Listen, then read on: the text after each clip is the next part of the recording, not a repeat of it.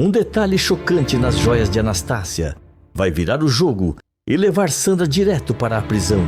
Mais uma vez, nos próximos capítulos de Eeta Mundo Melhor, convencida de que finalmente tem nas mãos a arma perfeita para destruir Candinho, Sandra decide vender as joias da tia e transformar ódio em dinheiro. Mas o que parecia a vitória definitiva se transforma num pesadelo quando uma revelação inesperada vem à tona e desmonta tudo em segundos. Humilhada, fora de si e incapaz de aceitar que foi enganada desde o começo, Sandra surta em público, perde o controle e acaba algemada diante de todos. Enquanto ela afunda na própria obsessão, fica claro que Anastácia pensou em cada detalhe e conseguiu derrotar a sobrinha até depois de morta.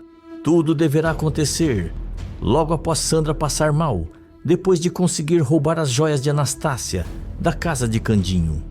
Sandra está sentada no sofá, pálida, com a respiração curta, levando a mão ao peito de vez em quando, ainda sentindo os efeitos do mal-estar que teve após o roubo das joias. Ernesto anda de um lado para o outro, inquieto, incapaz de ficar parado. Ele para diante dela, visivelmente assustado. Ernesto fala, aflito: "Você passou mal de novo, Sandra. Isso não é normal. Do jeito que você tá, vai acabar se matando. A gente precisa procurar um médico, alguém para te ajudar." Sandra levanta a cabeça devagar. Os olhos estão fundos, cercados por olheiras profundas. Não há fragilidade ali, só ódio acumulado, denso, corrosivo. Sandra explode, transtornada. Ajuda nenhuma vai adiantar enquanto aquele desgraçado do Candinho estiver vivo. Eu não tenho paz, Ernesto. Não tenho saúde, não tenho sossego. Ela se levanta de um salto. Começa a andar pela sala de um lado para o outro, gesticulando, completamente agitada. Sandra rosna, fora de si. Tudo que era meu está nas mãos dele. A casa, a fábrica, aquelas joias. Tudo devia ser meu desde o começo. Ernesto tenta se aproximar. Segura os braços dela com cuidado, mas firme, tentando contê-la. Ernesto insiste, tenso. Esse ódio está te consumindo. Você não dorme, não come direito, vive em estado de guerra. Desse jeito você vai enlouquecer de vez. Sandra se solta com violência, empurrando Ernesto para trás. Sandra afirma, obsessiva: "Enlouquecer? É justamente esse ódio que me mantém de pé." Ela para no meio da sala, encara Ernesto com os olhos arregalados, a voz carregada de obsessão. Sandra continua, com raiva fria: "Enquanto eu não acabar com o Candinho, eu não vou ter descanso, nem em vida, nem depois da morte." Ernesto engole em seco, assustado com o nível de descontrole dela. Ernesto tenta argumentar, mais baixo: "Você precisa se acalmar, pensar com a cabeça. Isso tudo está te fazendo mal." Sandra respira fundo, fecha os olhos por alguns segundos. O corpo ainda treme, mas aos poucos ela força uma aparência de controle. Quando volta a falar, a voz sai fria, calculada, quase assustadora. Sandra declara: "Chega de passar mal, chega de fraqueza. Agora eu preciso focar." Ela caminha até a mesa, pega a caixa onde estão as joias roubadas e a segura com força, como se fosse um troféu. Sandra conclui, determinada: "Essas joias vão ser o começo do fim daquele matuto. Ele vai perder tudo, do mesmo jeito que eu perdi." Ernesto observa em silêncio, dividido entre o medo e a cumplicidade, percebendo que Sandra já passou do limite e que nada mais vai detê-la. O ódio dela não diminuiu, ele apenas mudou de forma. Alguns dias depois, o quarto de Sandra está silencioso. Diante do espelho, ela surge impecável, vestida com elegância exagerada, vestido sofisticado, luvas claras e chapéu bem posicionado. Ela observa o próprio reflexo com orgulho, analisando cada detalhe como se estivesse diante de um trono invisível. A baronesa Deschamps está de volta.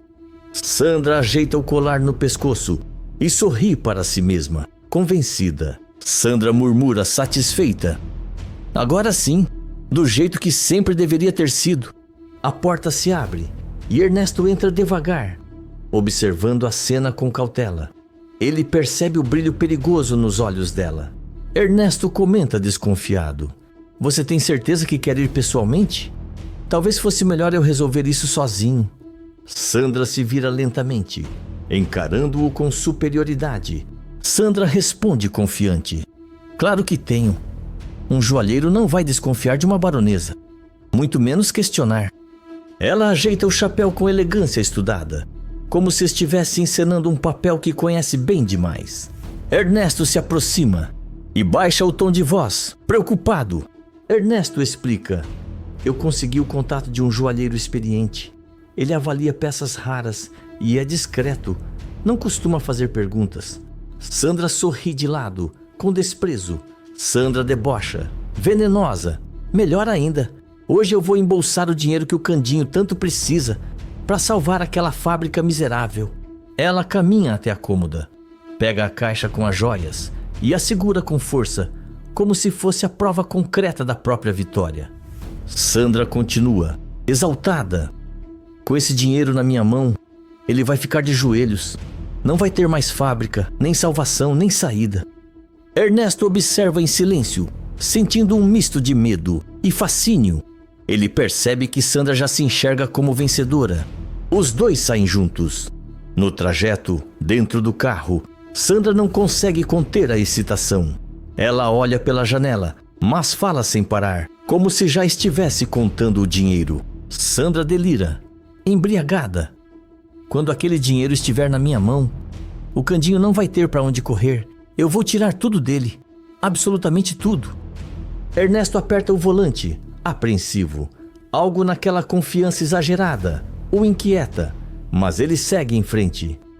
Sandra, porém, não enxerga risco algum. Para ela, a vitória já é certa. Na joalheria, o ambiente é refinado e silencioso. As vitrines brilham sob a luz clara, contrastando com a tensão que se instala no ar. O joalheiro coloca luvas brancas e começa a examinar as peças com atenção minuciosa. Sandra está sentada até a frente dele, pernas cruzadas, postura arrogante, enquanto Ernesto permanece em pé ao lado, visivelmente inquieto. O joalheiro pega um colar, observa com cuidado, depois franze a testa.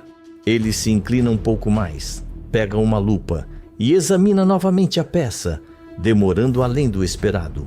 O joalheiro comenta cauteloso. Isso é curioso. Sandra se inclina para a frente na mesma hora, impaciente, incomodada com a demora. Sandra questiona irritada. Curioso como? Essas joias pertenciam à minha tia, Anastácia Sampaio. O joalheiro não responde de imediato. Ele pega outra peça, analisa o fecho, passa os dedos pelo acabamento e solta um suspiro contido antes de encarar Sandra diretamente. O joalheiro declara sério. Essas joias são réplicas, cópias antigas muito bem feitas, mas falsas. Por um segundo, o mundo parece parar. Sandra arregala os olhos, incrédula, sentindo o sangue ferver. Sandra grita, fora de si. Isso é impossível. Você está mentindo. Essas joias eram da minha tia. O joalheiro mantém a postura profissional, sem se alterar. O joalheiro explica, firme. Alguém substituiu as originais por cópias há bastante tempo. Tecnicamente, essas peças não têm valor algum. Sandra começa a rir nervosamente. Um riso quebrado, descontrolado, que rapidamente se transforma em desespero. Sandra surta, histérica. Aquela velha me enganou. Isso não pode ser verdade. Ela se levanta abruptamente, derrubando a cadeira. Ernesto tenta segurá-la pelo braço. Alarmado, Ernesto implora, aflito. Sandra, pelo amor de Deus, vamos embora antes que isso piore. Mas Sandra já não escuta mais nada. O choque vira fúria. A fúria vira ódio puro. Os olhos dela percorrem a joalheria, como se procurassem algo para descarregar toda a raiva acumulada. Sandra perdeu o chão e, junto com ele, perdeu também o controle. Tomada pela fúria, Sandra perde completamente o controle. Num movimento brusco, ela empurra uma das vitrines da joalheria. As peças caem no chão e se espatifam, fazendo um barulho alto que ecoa por todo o ambiente. Pessoas se assustam, recuam, e o clima refinado do lugar se transforma em caos. Sandra grita, enlouquecida. Tudo mentira, tudo mentira! Ernesto corre até ela, tentando segurá-la pelos braços, desesperado com a cena que se forma diante de seus olhos. Ernesto grita, aflito: "Para com isso, você vai se prejudicar ainda mais." Mas Sandra não escuta. Cega de ódio, ela derruba uma mesa, espalha objetos pelo chão, empurra cadeiras e continua gritando, completamente fora de si. O tumulto chama-se a atenção de quem passa na rua, e em poucos minutos, 2 policiais entram na joalheria. Um deles se aproxima com postura firme, tentando conter a situação. O policial ordena sério: "Senhora, se afaste agora e mantenha as mãos onde eu possa ver." Sandra se vira lentamente, o olhar carregado de arrogância e desprezo. Sandra berra exaltada: "Eu sou a baronesa Deschamps. Vocês não têm o direito de encostar em mim." Os policiais se entreolham por um instante e avançam. Sandra tenta resistir, mas é segurada e algemada diante de todos. Ela grita, humilhada, enquanto é contida. Ernesto tenta intervir nervoso, quase implorando: "Calma, isso é um engano. Eu vou chamar um advogado. Ela não está bem." Enquanto Sandra é levada algemada para fora da loja, ainda gritando e se debatendo, em outro ponto da cidade, Celso está em casa quando o telefone toca. Ele atende despreocupado, mas empalidece ao ouvir a informação de que joias falsas de Anastácia Sampaio foram furtadas da mansão de Candinho e que a responsável pelo escândalo foi presa após destruir uma joalheria. Celso murmura, apreensivo: "Só pode ter sido a Sandra." Sem perder tempo, ele liga imediatamente para Candinho e conta tudo o que acabou de saber. Candinho escuta com atenção, sem se alterar, e responde com tranquilidade. Candinho explica sereno: "Minha mãezinha deixou as joias verdadeiras guardadas no banco. Essas da mansão eram falsas, justamente para enganar quem tentasse roubar." Do outro lado da linha, Celso solta uma risada aliviada. Celso comenta, admirado: "Dona Anastácia era mesmo uma mulher esperta." Sandra segue algemada, derrotada e exposta. Candinho permanece protegido e Anastácia prova mais uma vez que venceu, até depois de morta. Escreve de qual cidade você está me assistindo, se inscreve no canal e ativa suas notificações. Dita assume uma nova identidade para voltar a cantar e fazer um sucesso estrondoso que vai acabar com Ernesto. Nos próximos capítulos de Eta Mundo Melhor, arrasada depois de ter a carreira destruída, Dita toma a decisão mais ousada da sua vida. Ela aceita morrer como artista para renascer como Doris River. Com um nome novo e a identidade mantida em segredo, ela retorna à Rádio Paraíso apenas com a força da voz e conquista o público imediatamente.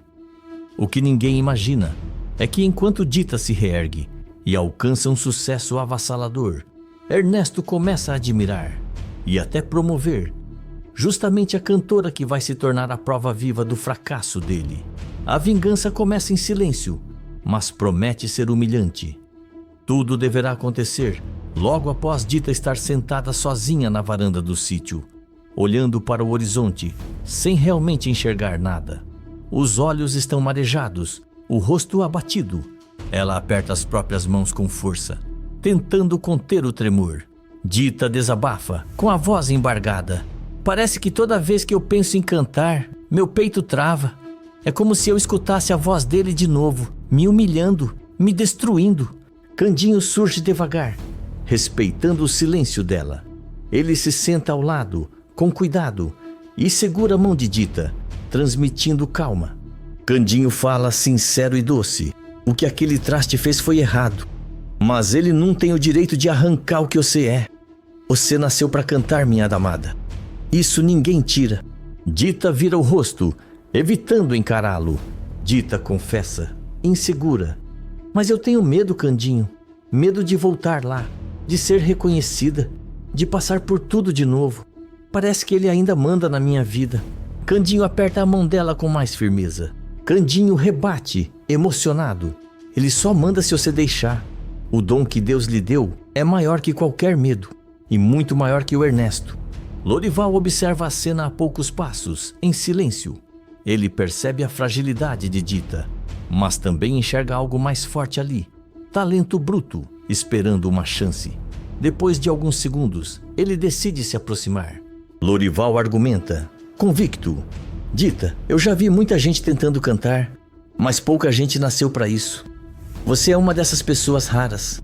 Se você desistir agora, ele vence. E você não merece perder para alguém como ele. Dita respira fundo, nervosa. Passa a mão no rosto, enxugando uma lágrima que insiste em cair. Dita rebate, hesitante. Mas ele acabou com meu nome, com a minha imagem. Quando falam de mim, só lembram do escândalo. Quem é que vai acreditar em mim de novo? Lorival encara Dita com firmeza, sem suavizar a verdade. Lorival explica, decidido. Então a gente não tenta consertar esse nome. A gente deixa ele para trás. Mata esse nome e cria outro. Um nome novo, uma mulher nova, uma artista que ninguém conhece ainda. Dita ergue o olhar rapidamente, surpresa.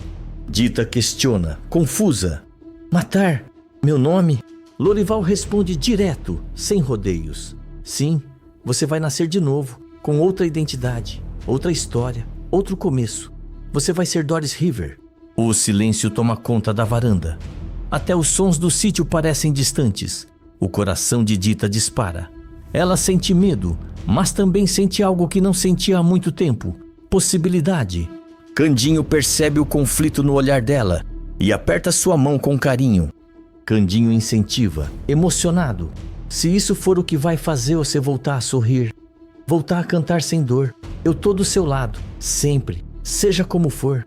Dita fecha os olhos, respira fundo. As lembranças ruins passam pela cabeça, mas junto delas surgem outras, aplausos, músicas, sonhos que ela achou que tinha perdido para sempre. Ela abre os olhos, agora mais firmes. Dita afirma com a voz ainda trêmula, mas decidida. Eu tô com medo, mas eu cansei de deixar ele me vencer. Se for para cantar, eu vou cantar como Doris River. Lorival esboça um sorriso satisfeito, certo de que acabou de presenciar um renascimento. Candinho sorri, emocionado, e puxa Dita para um abraço apertado. A antiga Dita começa a ficar para trás, e naquele exato instante, Doris River nasce. Logo depois, a Rádio Paraíso está em plena movimentação. Técnicos passam apressados pelos corredores, locutores ajustam roteiros, o som de vinhetas ecoa pelos estúdios. Tudo parece normal, menos para Dita. Ela entra pelos fundos do prédio, usando um chapéu simples e um lenço cobrindo parte do rosto. Caminha devagar, tentando não chamar atenção. O coração bate acelerado, quase saindo pela boca. Dita para no corredor, respira fundo e fecha os olhos por um instante. Dita confessa, apreensiva. Eu nunca imaginei que ia voltar aqui, escondida. Parece que eu tô fazendo algo errado. Lorival surge ao lado dela, tranquilo, seguro de cada passo do plano. Lorival orienta firme.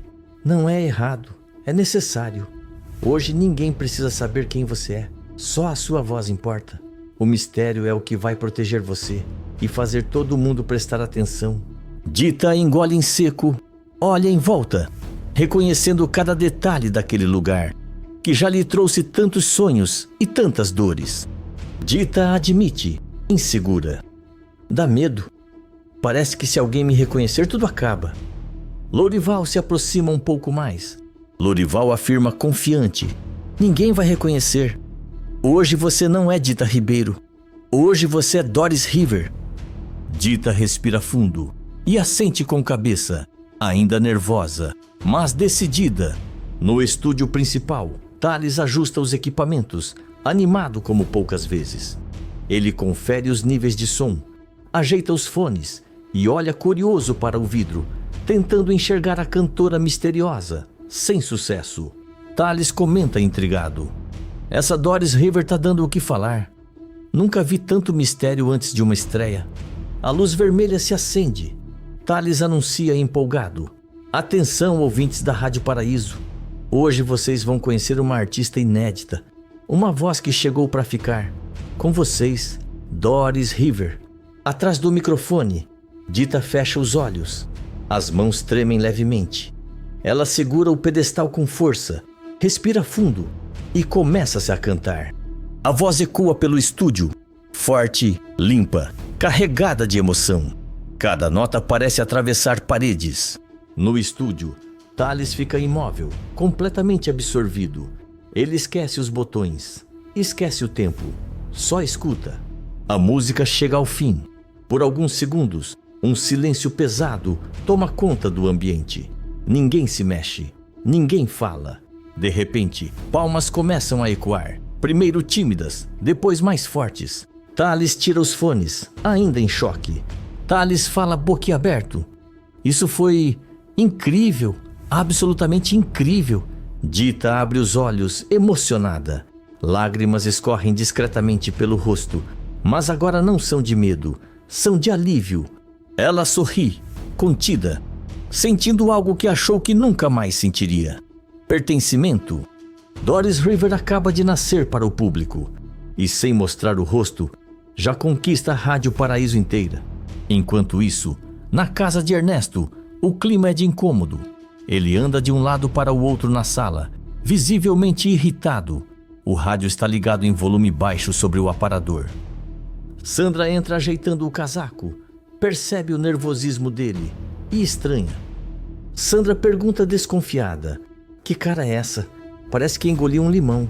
Ernesto passa a mão pelos cabelos, impaciente. Ernesto responde, seco: eu não gostei nada desse falatório na rádio hoje. Sandra franze a testa curiosa. Sandra comenta com desdém: ah, você tá falando daquela cantora nova, né? Uma tal de Doris River. A Rádio Paraíso resolveu adiantar a apresentação dela. Ernesto para no meio da sala. O nome o incomoda mais do que gostaria de admitir. Ernesto questiona, contrariado. Pois é, apareceu do nada, nunca ouvi falar, e todo mundo tratando como se fosse um acontecimento histórico.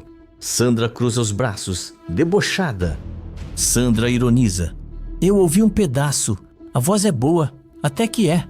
Mas esse povo da rádio adora exagerar. Ernesto suspira, incomodado, mas acaba cedendo. Ernesto admite, a contragosto: boa é pouco. A voz da mulher é muito boa, limpa, forte, dessas que grudam no ouvido. Sandra o encara surpresa por um segundo, depois solta um riso debochado. Sandra provoca sarcástica: olha só, quem diria?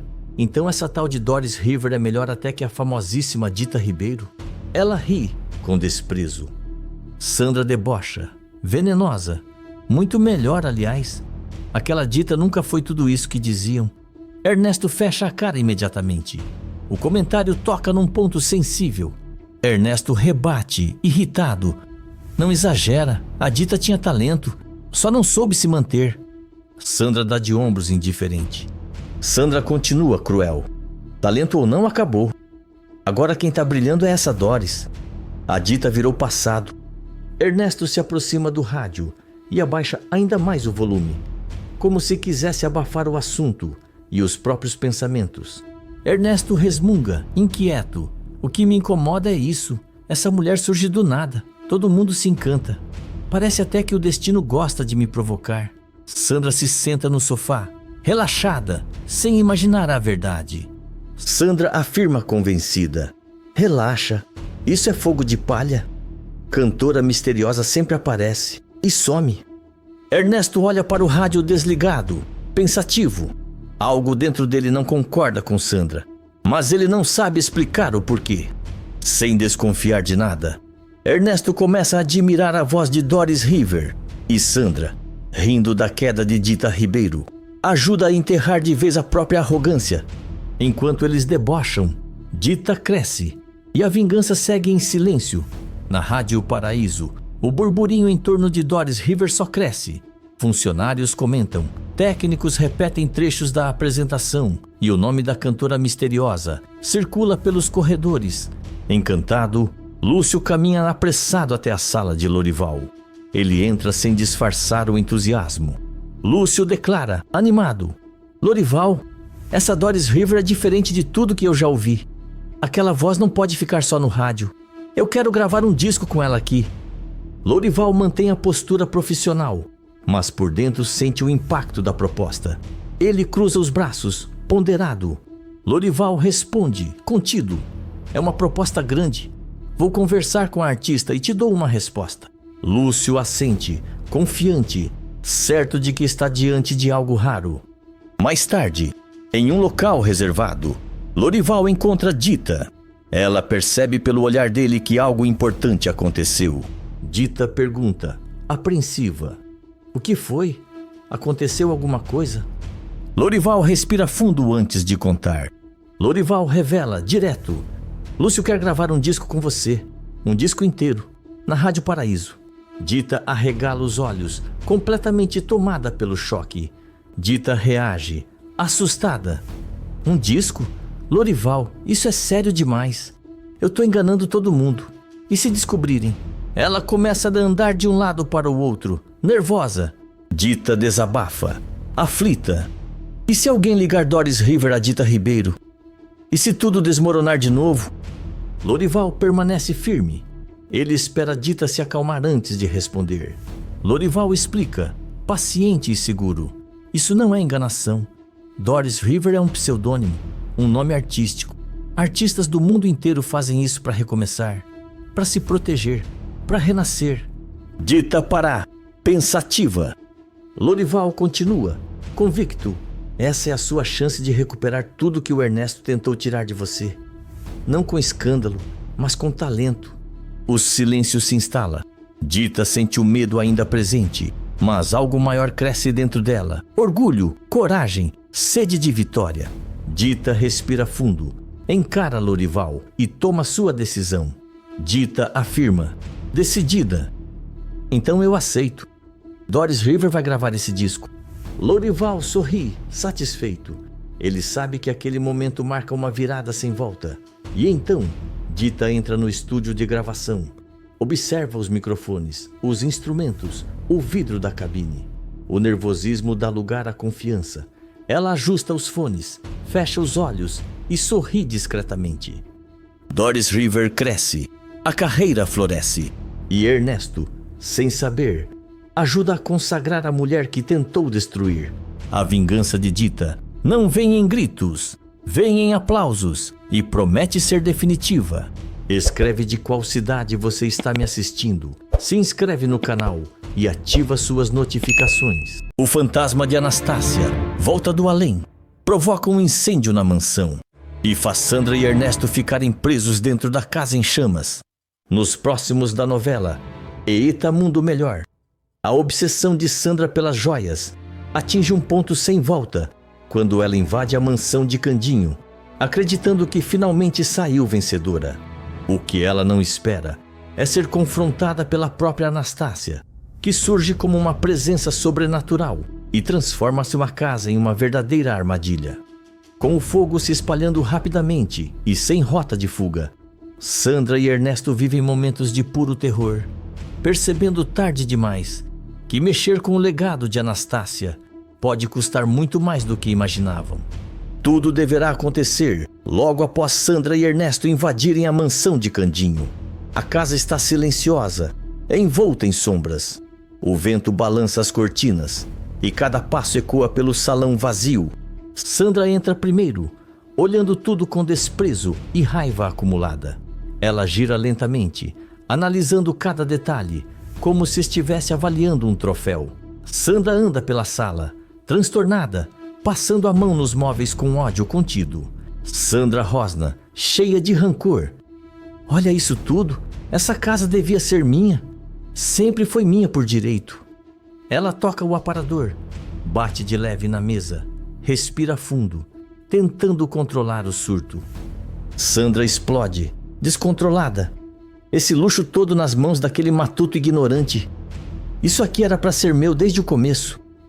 Ela passa a mão pelas paredes, quase arranhando a pintura, como se quisesse marcar território. Sandra cospe as palavras, tomada pelo ódio. Cada parede dessa casa me lembra o quanto eu fui roubada. Ernesto entra logo atrás, fecha a porta às pressas e observa o ambiente com tensão. Ele olha para o corredor, parcura a escada, com medo de alguém surgir. Ernesto alerta, nervoso e em voz baixa. Sandra, pelo amor de Deus, Se controla. A gente não veio aqui para desabafar, veio buscar as joias. Sandra vira o rosto lentamente para ele, os olhos faiscando. Sandra rebate, agressiva. Cala a boca, você não faz ideia do que essa casa representa para mim. Ela caminha até o centro da sala, respirando pesado, como se estivesse à beira de um ataque. Ernesto insiste, tenso. Quanto mais tempo a gente ficar aqui, maior o risco. Vai direto pro quarto do Candinho. Pro cofre, agora. Sandra fecha os olhos por alguns segundos, tentando recuperar o controle. As mãos tremem. Sandra respira fundo, forçando calma. Você tem razão. A vingança pode esperar. Ela abre os olhos novamente, agora frios, calculistas. Sandra conclui, ríspida e determinada. Primeiro as joias, depois eu acerto o resto das contas. Ela segue decidida em direção ao quarto de Candinho, subindo a escada com passos firmes, enquanto Ernesto vai atrás, cada vez mais assustado com o estado dela. A casa permanece em silêncio, mas o ódio de Sandra já tomou conta de cada canto da mansão. No quarto de Candinho, Sandra entra como se aquele espaço fosse território inimigo. O olhar dela varre o ambiente com desprezo, até parar no quadro antigo acima da cômoda. Sandra se aproxima, decidida, e arranca o quadro da parede com força, revelando o cofre escondido atrás. Ernesto observa inquieto, sentindo o coração acelerar. Ernesto pergunta, apreensivo: você tem certeza absoluta da senha? Sandra solta um riso curto, carregado de arrogância, enquanto se posiciona diante do cofre. Sandra debocha, confiante. Absoluta. Candinho nunca mudou nada. Ele vive preso ao passado, igual a titia. Ela digita os números com calma excessiva, como se estivesse saboreando o momento. O cofre emite um clique metálico alto demais para o silêncio da casa. A porta se abre. Dentro, as joias de Anastácia brilham intensamente, refletindo a luz do abajur de forma quase sobrenatural. Colares, brincos e pulseiras parecem pulsar. Sandra prende a respiração, os olhos se enchem de um brilho doentio. Sandra sussurra, tomada pela obsessão. Finalmente comigo. Ela estende a mão lentamente, como se temesse que aquilo desaparecesse, e toca nas joias com reverência exagerada. Sandra pega um colar pesado, sente o peso nas mãos e fecha os olhos por um instante. Sandra murmura, emocionada e perturbada: você sempre me negou tudo, titia, mas agora eu tomo de volta. Ela coloca o colar no pescoço, depois os brincos, e caminha até o espelho com passos lentos, quase solenes. Sandra se observa encantada, girando levemente o corpo. Sandra delira, em transe. Olha pra mim. Olha como eu fico melhor do que você jamais ficou. Ernesto se aproxima a alguns passos, visivelmente desconfortável. Ele olha para o corredor, depois para a porta, sentindo um arrepio subir pela espinha. Ernesto alerta, tenso: Sandra, isso já passou do ponto. A gente veio pegar e sair. Sandra ignora. Passa a mão pelo colar. Inclina o rosto. Observa o reflexo de todos os ângulos. Sandra provoca, vaidosa: essas joias sempre foram minhas. Ela só estava guardando para mim. Ela ri sozinha, um riso baixo e estranho. Ernesto sente um frio no estômago. Ernesto insiste, quase suplicando: pelo amor de Deus, para com isso. Eu tô sentindo uma coisa estranha nessa casa. Sandra encara o espelho com intensidade, como se alguém estivesse ali, além do próprio reflexo. Sandra responde, lenta e perturbadora: estranho é viver uma vida inteira sendo roubada. Ela se aproxima ainda mais do espelho, sussurrando. Sandra fala, cheia de rancor: você me roubou, titia, me roubou tudo. Ernesto arregala os olhos. Ernesto reage, assustado: com quem você está falando? Sandra não responde de imediato, continua encarando o espelho. Sandra murmura desafiadora: eu esperei por esse dia. Nem morta você vai me impedir. Ernesto dá um passo para trás, sentindo o ar do quarto ficar mais pesado. Ernesto avisa, em pânico contido: Sandra, isso não é normal. Vamos embora agora. Sandra vira o rosto lentamente para ele, Com um sorriso frio, quase vazio, Sandra sentencia, obsessiva: eu não saio daqui sem essas joias. O silêncio se fecha sobre o quarto. A luz parece oscilar levemente. E algo invisível começa a tomar posse daquele espaço. Ao sair do quarto com as joias ainda no corpo, Sandra para bruscamente no corredor. Um arrepio percorre sua espinha. O ar parece mais frio, mais pesado. Ela ergue o olhar. Diante dela, Anastácia surge no fim do corredor, serena, envolta por uma luz suave, quase celestial. O vestido branco parece flutuar levemente. Sandra empalidece. As joias tilintam em seu corpo quando ela recua um passo. Sandra grita, tomada pelo pavor: titia, você morreu, isso não é possível. Anastácia se mantém firme, olhando diretamente nos olhos da sobrinha, sem ódio, mas com autoridade. Anastácia declara grave e protetora: morri, Sandra, mas isso não significa que eu abandonei meu filho, nem que vou permitir a sua maldade. Sandra começa a rir, um riso nervoso que rapidamente vira histeria. Sandra explode, agressiva e descontrolada: só me dá aqui, sua velha desgraçada. Nem depois de morta você me deixa em paz. Ela avança um passo, como se quisesse atravessar a aparição. Ernesto surge no corredor, confuso, olhando apenas para Sandra gritando sozinha. Ernesto pergunta, apavorado: Sandra, com quem você está falando? Sandra nem vira o rosto, seus olhos estão presos em Anastácia. Sandra acusa, tomada pelo rancor: você nunca me deu nada, nunca me escolheu, deixou tudo para aquele caipira inútil. Anastácia se aproxima alguns passos. A luz ao redor dela se intensifica. Anastácia responde, firme e justa: porque você nunca soube amar, sempre quis tomar, sempre quis destruir. Sandra treme de ódio, apertando as joias contra o próprio corpo. Sandra rosna, desafiadora: essas joias são minhas agora, você não manda mais em nada. Ernesto se aproxima, cada vez mais assustado. Ernesto insiste, desesperado: Sandra, pelo amor de Deus, não tem ninguém aí. Sandra grita fora de si: cala a boca, ela tá aqui. Anastácia ergue o queixo, imponente. Anastácia avisa, solene e definitiva: você não sai dessa casa com o que é meu. Nunca saiu e nunca vai sair. Sandra engole seco, sentindo o corpo gelar. Sandra provoca tremendo: eu não tenho medo de você, nem viva, nem morta. Anastácia dá um último passo à frente. Anastácia conclui, firme como sentença: então aprenda. A luz ao redor de Anastácia começa a se dissipar. Ela desaparece lentamente, diante dos olhos de Sandra. No mesmo instante, uma corrente de ar percorre a casa. Velas decorativas caem das mesas da sala. Uma cortina pega fogo. As chamas começam a se espalhar rapidamente. Ernesto arregala os olhos, agora vendo o incêndio. Ernesto grita em pânico: Sandra, a casa tá pegando fogo! Sandra olha em volta, ofegante, em choque. Sandra murmura, tomada pelo ódio: nem depois de morta. Ela me deixa vencer. As chamas crescem. O aviso do além foi dado. E a casa começa a cobrar o preço da ambição. As chamas se espalham com violência pela sala. A fumaça toma o ambiente. O calor aumenta a cada segundo. Ernesto entra em pânico absoluto, tossindo. Ernesto grita, desesperado: Sandra, a casa tá pegando fogo.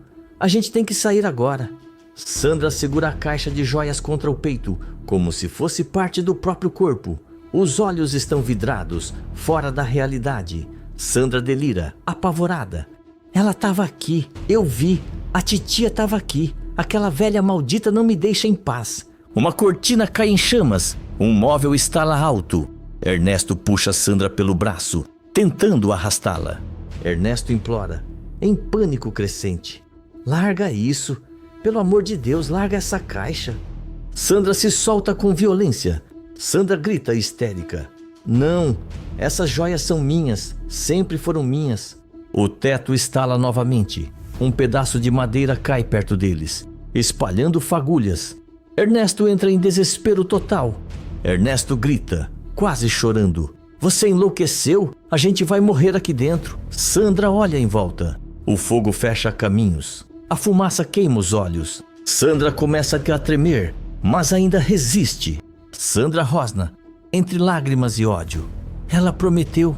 Ela disse que eu não ia sair daqui com isso. Outra viga cai, bloqueando parte da passagem. Ernesto grita, em ultimato: escolhe, Sandra, as joias ou a nossa vida. Sandra olha para a caixa. Abre a tampa uma última vez. As joias brilham entre as chamas. Sandra sussurra, derrotada e tomada pelo rancor: você venceu, sua velha desgraçada. Com um grito de raiva, Sandra arremessa a caixa no chão da sala. No mesmo instante, o caminho se abre parcialmente entre as chamas. Ernesto não perde tempo. Segura Sandra com força. Ernesto ordena, gritando: agora, corre! Eles atravessam a fumaça e conseguem sair da mansão, segundos antes do fogo dominar tudo. Do lado de fora, ofegantes, Sandra se vira e encara a casa em chamas. O reflexo do fogo dança em seus olhos cheios de ódio. Sandra jura, com rancor absoluto: isso não acabou. Nem pra morta você vai me vencer. As chamas consomem a mansão. As joias ficam para trás. E a derrota de Sandra marca o início de uma vingança ainda mais perigosa. A guerra contra o legado de Anastácia chega ao seu ponto mais sombrio, mas está longe do fim. Escreve de qual cidade você está me assistindo. Se inscreve no canal e ativa suas notificações. Candinho é mais rápido que Sandra. Usa as joias de Anastácia e salva a fábrica antes que a vilã consiga roubá-las. Nos próximos capítulos da novela Eita Mundo Melhor, quando a baronesa ainda planejava o próximo golpe, Candinho toma uma atitude certeira, decide vender as joias da mãe e garante o dinheiro necessário para reerguer a fábrica sem entregar nada nas mãos da inimiga. A decisão, tomada às pressas e no momento exato, muda completamente o jogo. A escolha de Candinho frustra os planos de Sandra, provoca um surto de ódio na vilã e garante um Natal mais tranquilo ao lado de Dita e Samir. Mas, passada para trás mais uma vez, Sandra deixa claro que não pretende aceitar a derrota em silêncio. Tudo deverá acontecer logo após Candinho dobrar roupas com cuidado, enquanto Samir corre animado pelo quarto, falando sobre o Natal no sítio. Dita observa tudo, sorrindo, mas percebe a inquietação no rosto do companheiro. Candinho suspira, distraído, segurando uma camisa. Parece que eu tô indo, mas meu coração tá ficando. Asdrúbal surge à porta, atento ao clima pesado. Asdrúbal observa sério e cauteloso. Candinho, antes de viajar, eu acho melhor resolver logo essa questão das joias da dona Anastácia. Candinho para imediatamente, com a camisa nas mãos. Candinho responde, hesitante e apreensivo: o senhor acha mesmo, professor? Eu tava querendo deixar isso para depois. Natal é para ter paz. Asdrúbal se aproxima, falando mais baixo. Asdrúbal insiste, preocupado e racional. Justamente por isso, não é seguro viajar e deixar uma preciosidade dessa sozinha na mansão. Ainda mais sabendo que isso decide o futuro da fábrica. Samir percebe o clima e se aproxima curioso. Samir pergunta, ingênuo e atento: essas joias são tão importantes assim, pai? Candinho se agacha diante do menino. Candinho explica carinhoso: são da sua avó, Samir. Com elas, eu posso fazer a fábrica crescer de novo. Dita se aproxima, colocando a mão no ombro de Candinho. Dita opina, cuidadosa e firme: ele tem razão, Candinho.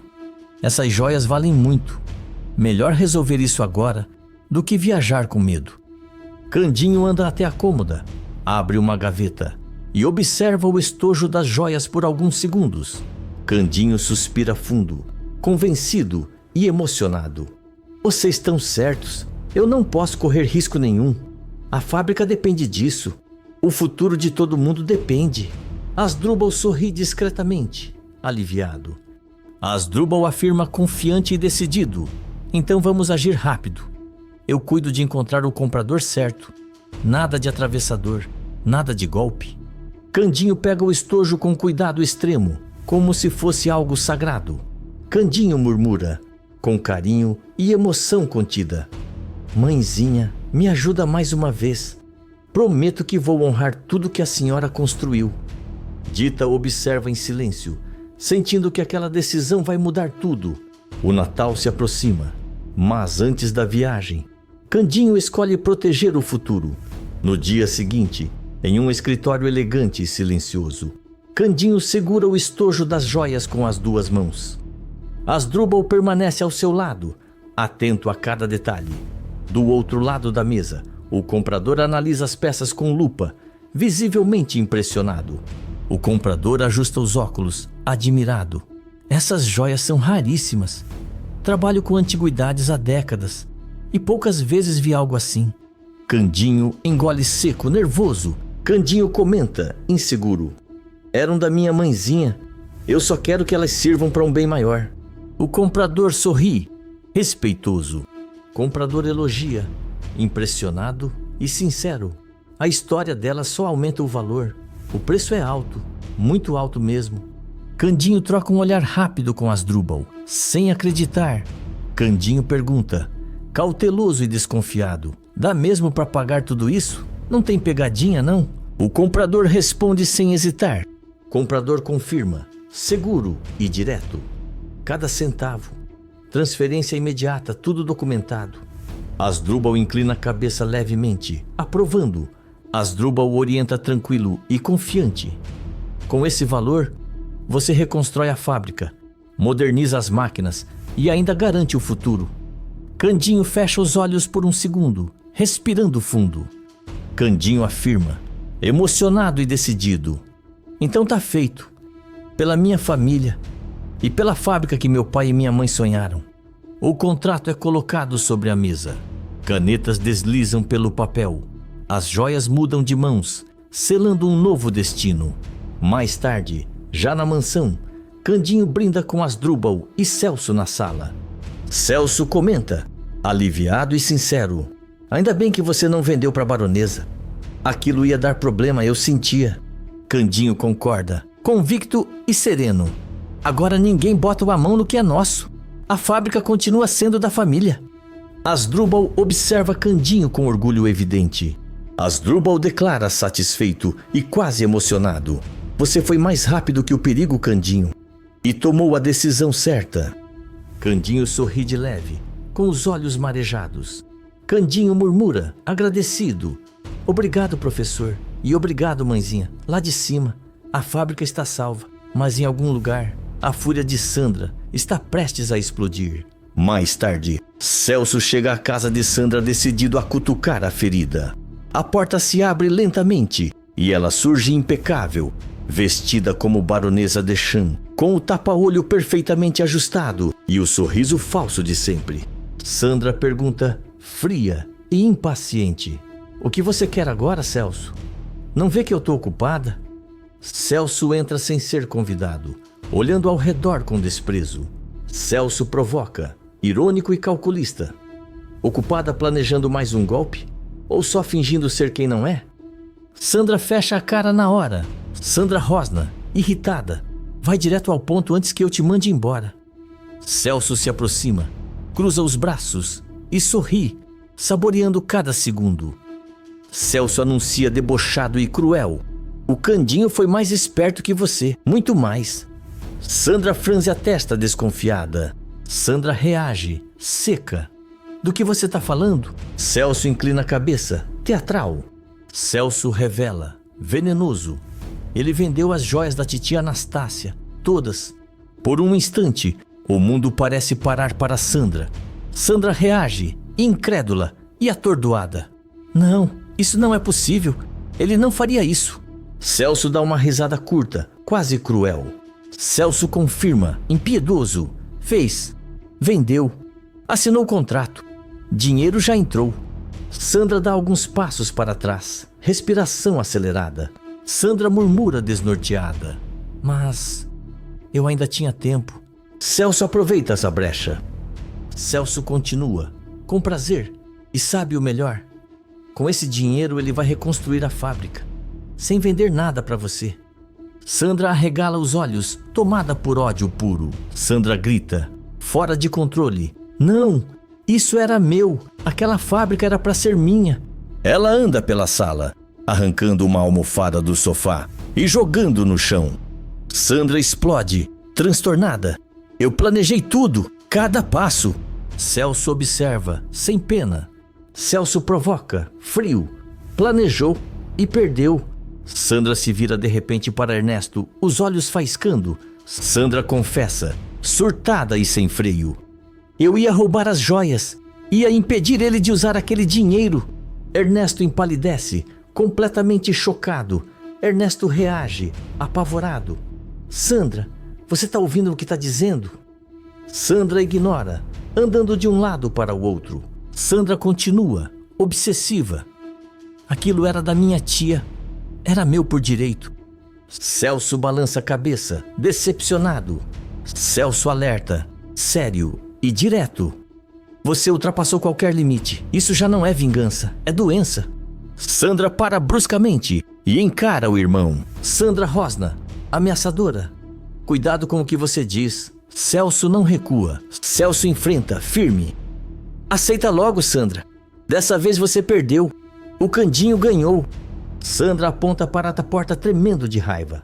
Sandra grita, histérica. Some daqui, some agora. Celso se afasta, mas solta a última provocação. Celso provoca, antes de sair. Até a titia morta te venceu outra vez. A porta bate com força. Sozinha, Sandra perde completamente o controle. Ela derruba um vaso, rasga uma cortina e começa a respirar de forma descompassada. Sandra jura, com ódio mortal: isso não vai ficar assim. Eu ainda vou destruir o Candinho. Ernesto observa de longe, em silêncio, finalmente entendendo o tamanho do perigo que vive dentro daquela casa. A derrota foi humilhante, mas a obsessão ficou ainda mais perigosa. Sozinha com Ernesto, Sandra anda de um lado para o outro, como um animal enjaulado. Ela derruba um vaso, espalha cacos pelo chão e respira de forma descontrolada. Sandra urra, tomada pelo ódio e pela frustração. Ele foi mais rápido que eu. Mais uma vez esse caipira me passa para trás. Ernesto recua um passo, visivelmente assustado com o estado dela. Ernesto pede, nervoso e tentando apaziguar: Sandra, pelo amor de Deus, se acalma. Isso tá ficando perigoso demais. Sandra para de repente. O silêncio é pesado. Ela vira lentamente o rosto para ele, com um olhar gelado. Sandra sentencia, fria e ameaçadora: perigoso é me contrariar. Você devia saber disso melhor do que ninguém. Ernesto engole seco, a voz quase falha. Ernesto murmura com medo real: eu só tô dizendo que você tá passando dos limites. Sandra dá uma risada curta, sem humor algum. Sandra rebate, sombria e cruel: limites nunca me impediram de nada, nunca. Ela caminha até a mesa, pega um objeto e o aperta com força, como se fosse quebrá-lo. Sandra promete, venenosa e obsessiva: se eu não posso ter a fábrica, ele também não vai ter paz. Eu vou destruir tudo o que ele ama. Ernesto arregala os olhos, finalmente entendendo o tamanho da obsessão. Ernesto reage, apavorado: Candinho, Dita, o menino, você tá falando sério? Sandra se aproxima dele, muito perto, quase sussurrando. Sandra afirma, com ódio calculado: tudo, absolutamente tudo. Ela se afasta, respirando fundo, tentando se recompor, mas o olhar continua perigoso. Sandra jura com rancor profundo: essa história não acabou. Ela só começou de verdade agora. Enquanto isso, em outro ponto da cidade, o clima é completamente diferente. Candinho fecha a porta da mansão com cuidado. Dita segura a mão dele. Samir carrega uma pequena mala, animado com a viagem. Candinho comenta, aliviado e sorridente: agora sim, posso passar o Natal em paz. Sem medo, sem negócio errado, sem gente falsa. Dita olha para ele com carinho. Dita afirma serena e confiante: sua mãe estava certa desde o começo. Ela te protegeu mais uma vez. Candinho respira fundo, emocionado. Candinho conclui com fé renovada: a fábrica vai renascer e ninguém vai tirar isso da minha família. Samir sorri, empolgado. Samir comenta, feliz, vai ser o melhor Natal de todos. Os três seguem caminho, cheios de esperança, sem imaginar que à distância, um ódio antigo segue crescendo. O jogo virou, mas a guerra ainda está longe do fim. Escreve de qual cidade você está me assistindo. Se inscreve no canal e ativa suas notificações. Anastácia volta do além e aparece no sonho de Candinho para impedir que ele venda a fábrica à baronesa, por causa de um motivo assustador. Nos próximos capítulos da novela Eita Mundo Melhor, quando tudo parecia perdido e Candinho já estava decidido a se desfazer do maior patrimônio da família, a mãe surge em um sonho marcante, com um aviso que muda completamente o rumo da história. Anastácia deixa claro que a baronesa não é quem aparenta ser e que essa venda pode trazer consequências graves e irreversíveis. O alerta vindo do além faz Candinho recuar no último instante, escolher outro caminho e despertar a fúria de Sandra. Tomada pelo ódio, a vilã perde o controle, jura vingança e promete colocar as mãos nas joias de Anastácia, custe o que custar. A guerra está declarada e o passado volta para cobrar seu preço. Tudo deverá acontecer logo após Candinho se virar na cama, inquieto, encarando o teto enquanto Dita dorme ao seu lado. A respiração dele é curta, carregada de angústia. Candinho confessa, aflito e com a voz embargada. Amanhã eu vendo a fábrica, Dita. Meu coração tá doendo, mas eu não vejo outro jeito. Dita desperta lentamente, percebendo a tensão do companheiro, e se apoia no cotovelo. Dita tenta confortá-lo, doce e confiante. Vai dar tudo certo. A baronesa parece uma pessoa boa. Talvez seja um recomeço para nós. Candinho vira o rosto, com os olhos marejados. Candinho suspira, inseguro e saudoso. Eu só queria não ter que vender uma coisa que é da família, que era da minha mãezinha. Dita acaricia o rosto dele, tentando transmitir segurança. Dita sussurra carinhosa. Às vezes abrir mão dói, mas pode ser necessário. Candinho fecha os olhos, mas o pensamento não sossega. Pouco depois, o sono finalmente o vence. No sonho, uma luz suave envolve o ambiente. O ar fica leve. Anastácia surge serena, vestida de branco, com um sorriso calmo e o olhar cheio de amor. Candinho se emociona, com a voz trêmula. Mãezinha, é você? Anastácia se aproxima devagar, firme e amorosa. Sou eu, meu filho, e eu vim te alertar. Candinho engole seco, apreensivo. Candinho confessa, aflito e envergonhado. Amanhã eu vou vender a fábrica. Eu não queria, mas fiquei sem saída. Anastácia alerta, grave e protetora. Meu filho, não venda a fábrica. Candinho se desespera, gesticulando no sonho. Candinho rebate, confuso e angustiado. Mas o dinheiro acabou. Eu preciso me reerguer. Eu não sei mais o que fazer. Anastácia se aproxima ainda mais, com o olhar sério. Anastácia explica firme e misteriosa. O problema não é vender a fábrica. O problema é vender para essa baronesa. Candinho estremece, arrepiado. Candinho questiona desconfiado. Como assim, mãezinha? Ela não é quem eu penso que é? Anastácia responde, contida e cheia de significado.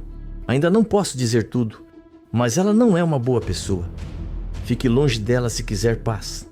Candinho sente um aperto no peito. Candinho implora desesperado e perdido. Então o que eu faço? Me ajuda, por favor. Anastácia sorri, acolhedora, tocando o peito do filho. Anastácia aconselha, serena e protetora. Use as minhas joias. Elas existem para te proteger, não para te prender ao passado.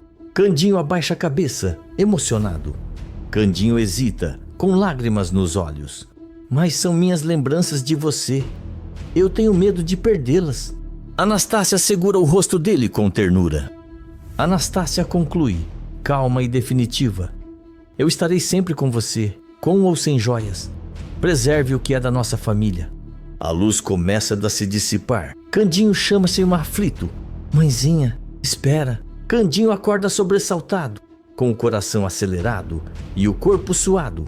Ele se senta na cama, ofegante, olhando para a dita adormecida. Candinho afirma decidido e transformado: eu não vou vender a fábrica.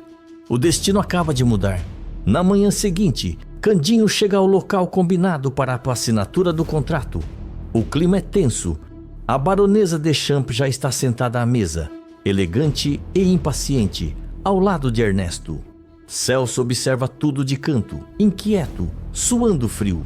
Sandra provoca, fria e impaciente: está atrasado, Candinho. Achei que tivesse desistido de fazer um bom negócio. Candinho ajeita o chapéu, respira fundo e mantém a postura serena. Candinho responde, educado, mas firme: eu vim sim, baronesa, mas o negócio não vai mais acontecer. O sorriso da baronesa desaparece na mesma hora. Sandra reage, surpresa e irritada. Como assim não vai acontecer? Está tudo pronto. Contrato revisado, valor acertado. Ela se inclina sobre a mesa, tentando manter o controle. Sandra insiste, persuasiva e calculista: posso aumentar a oferta. Dinheiro não será problema. Candinho balança a cabeça, decidido. Candinho explica, convicto e tranquilo: não é por dinheiro. Eu tive um sonho com minha mãe. Ela me alertou. Ernesto arregala os olhos, incomodado. Ernesto intervém, tentando minimizar. Candinho, com todo respeito: sonho não paga dívida. Candinho olha para ele com firmeza. Candinho rebate, seguro: mas conselho de mãe nunca falha. Sandra respira fundo, forçando um sorriso. Sandra argumenta, falsa e racional: sonhos não são bons conselheiros. Você precisa pensar com cabeça, não com emoção. Candinho cruza os braços, sem hesitar. Candinho afirma convicto e sereno: minha mãezinha nunca se apareceu à toa. Eu vou usar as joias dela para reconstruir a fábrica. Celso não consegue conter o sarcasmo e solta um riso curto. Celso provoca, debochado e irônico: quem diria? Até morta a titia ainda salva o Candinho de mau negócio. Sandra se vira para ele, tomada pelo ódio. Celso ergue as mãos, irônico, e se afasta. Candinho recolhe seus papéis com calma. Candinho se despede, respeitoso e definitivo: me desculpe, baronesa, mas minha decisão está tomada. A fábrica não está à venda. Ele se levanta e sai sem olhar para trás. Sandra permanece sentada, imóvel, com o rosto endurecido pelo ódio. As unhas cravam na mesa. Sandra murmura, venenosa e transtornada: maldito! Até do além aquela velha continua me atrapalhando. Ernesto observa a reação dela, engolindo seco, percebendo que algo muito pior ainda está por vir. Assim que Candinho já vai embora, o silêncio no salão dura apenas alguns segundos. De repente, Sandra começa a rir, um riso nervoso, cortado, quase doentio. Logo em seguida, o riso vira fúria. Sandra explode, transtornada e fora de si. Não, isso não pode estar acontecendo de novo. Ela atravessa o salão como um furacão, derrubando uma cadeira no caminho. Sandra grita, tomada pelo ódio: esse caipira sempre escapa, sempre. É como se o destino protegesse esse infeliz. Ela agarra um vaso caro da mesa lateral e o arremessa contra a parede, que se espatifa em pedaços. Ernesto se assusta com o barulho e recua instintivamente. Ernesto tenta intervir, nervoso e cuidadoso: Sandra, pelo amor de Deus, tem gente no prédio. Você vai acabar chamando atenção. Sandra se vira lentamente, com os olhos arregalados e um sorriso torto. Sandra rosna, venenosa e cruel: que atenção! Quem vai desconfiar da baronesa Deschamps? Ela caminha até Ernesto, cada passo calculado. Sandra continua, amarga e obsessiva: aquela velha, aquela Anastácia, roubou tudo de mim em vida e agora tenta roubar até depois de morta. Ernesto engole seco, sentindo o peso da obsessão dela. Ernesto arrisca, cauteloso e tenso: talvez seja melhor a gente recuar agora. Candinho já está desconfiado. Forçar pode ser perigoso. Sandra para de repente e o encara fixamente. Sandra o encara, fria e ameaçadora. Perigoso para quem, Ernesto? Ela se aproxima ainda mais, quase colando o rosto no dele. Sandra completa, em tom baixo e aterrador: eu já perdi tudo uma vez. Eu não vou perder de novo. Ernesto baixa o olhar, intimidado. Ernesto murmura, inseguro e assustado: eu só tô tentando evitar que isso saia do controle. Sandra solta uma gargalhada seca e puxa a própria peruca com brutalidade, jogando-a longe. Os cabelos loiros caem sobre os ombros. Sandra se encara no espelho, respirando fundo, como se conversasse consigo mesma. Sandra afirma, fria e determinada: controle é exatamente o que eu vou ter agora. Ela ajeita o cabelo, recompõe o olhar e sorri de forma perigosa. Sandra decide, cruel e calculista: se o Candinho vai usar as joias da mãe para salvar a fábrica, então essas joias não vão chegar até lá. Ernesto arregala os olhos, finalmente entendendo o plano. Ernesto questiona, apavorado: você tá falando em roubo? Sandra se vira lentamente, com um brilho insano no olhar. Sandra conclui, baixa e definitiva: eu tô falando em justiça. A minha justiça. Ela caminha até a janela e observa a rua, como se já enxergasse o próximo passo. Sandra finaliza, obsessiva e vingativa: tudo que foi daquela família vai ser meu, até o último anel, até a última lembrança. Ernesto permanece parado, em silêncio absoluto, percebendo tarde demais que está ao lado de alguém que não conhece limites, nem remorso. Ainda fora de si, Sandra atravessa a sala repetidas vezes, como um animal enjaulado. Ela passa a mão pelos cabelos, respira com dificuldade e evita olhar Ernesto diretamente. Ernesto observa de longe, assustado com o nível de fúria que vê. Ernesto murmura, temeroso e cauteloso: você tá indo longe demais. Isso já passou de qualquer limite. Sandra para no meio do salão e vira lentamente o rosto na direção dele. O olhar é frio, sem emoção alguma. Sandra responde, sombria e cortante: eu sempre vivi sem limites. Agora você só tá começando a entender com quem se meteu. Ela se aproxima, cada passo pesado, carregado de rancor. Sandra continua, amarga e venenosa: aquele sonho, aquela velha que aparecendo para ele, nada disso foi coincidência. Ernesto engole seco, sentindo um arrepio percorrer a espinha. Ernesto tenta argumentar, inseguro: talvez isso seja um sinal para parar, Sandra. A Anastácia sempre protegeu o Candinho. Sandra solta uma risada curta, debochada. Sandra debocha, cruel e desdenhosa: protegeu em vida, em morte não vai proteger mais ninguém. Ela fecha os punhos, com ódio puro. Sandra jura firme e definitiva: o Candinho não vai reconstruir nada, a fábrica, o futuro, a esperança, nada. Ela se vira de costas, caminhando até a janela. Sandra afirma, obsessiva e ameaçadora: essas joias vão ser minhas, uma por uma. Ernesto se aproxima um pouco, hesitante. Ernesto questiona, aflito: e se der errado? E se alguém descobrir? Sandra se vira bruscamente, encarando-o sem piscar. Sandra ameaça, baixa e aterradora: errado é me desafiar. Errado é ficar no meu caminho. Ela se aproxima tanto que Ernesto precisa recuar. Sandra conclui, com ódio absoluto: nem a morte da Anastácia vai me impedir de tomar tudo o que eu considero meu.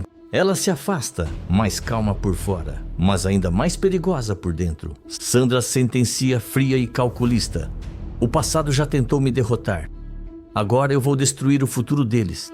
Ernesto fica imóvel, em silêncio, finalmente compreendendo que a guerra foi declarada e que não há mais volta. A vingança está selada e o próximo passo de Sandra será irreversível. Enquanto isso, Candinho chega à mansão. Ele fecha a porta devagar e encontra Dita sentada na sala, esperando por ele. Dita percebe o semblante tenso do marido. Dita pergunta, preocupada e atenta: pelo seu rosto, a conversa com a baronesa não foi boa, né? Candinho solta um suspiro pesado e se senta ao lado dela. Candinho comenta, incomodado e pensativo: ela ficou diferente, Dita. Tentou esconder, mas eu senti. Não gostou nada de eu desistir da venda. Dita franze a testa, reflexiva. Dita observa, séria e intuitiva. Estranho. Uma pessoa boa não reagiria com tanta raiva assim. Candinho passa a mão no rosto, ainda arrepiado. Candinho confessa, sincero, é inquieto. Quando eu falei do sonho com a minha mãezinha, o olhar dela mudou na hora. Foi como se tivesse sido atingida. Dita se aproxima mais, segurando a mão dele. Dita afirma, com convicção crescente. Então talvez a sua mãe esteja certa, Candinho. Ele a encara, atento. Candinho questiona, apreensivo. Você acha que a baronesa esconde alguma coisa? Dita responde, firme e protetora. Acho que ninguém aparece em sonho para alertar à toa. E a Anastácia nunca errou com você. Candinho engole seco, sentindo um calafrio. Candinho conclui, pensativo e tocado. Minha mãezinha sempre cuidou de mim, mesmo depois de partir. Dita apoia a cabeça no ombro dele. Dita sentencia, baixa e segura. Então vamos confiar nela. Seja o que for essa baronesa, é melhor manter distância. Os dois ficam em silêncio por alguns segundos, sentindo que algo sombrio se aproxima. Longe dali, Sandra planeja o próximo golpe. E Candinho, sem saber, acabou de escapar de uma armadilha maior do que imagina. Escreve de qual cidade você está me assistindo. Se inscreve no canal e ativa suas notificações.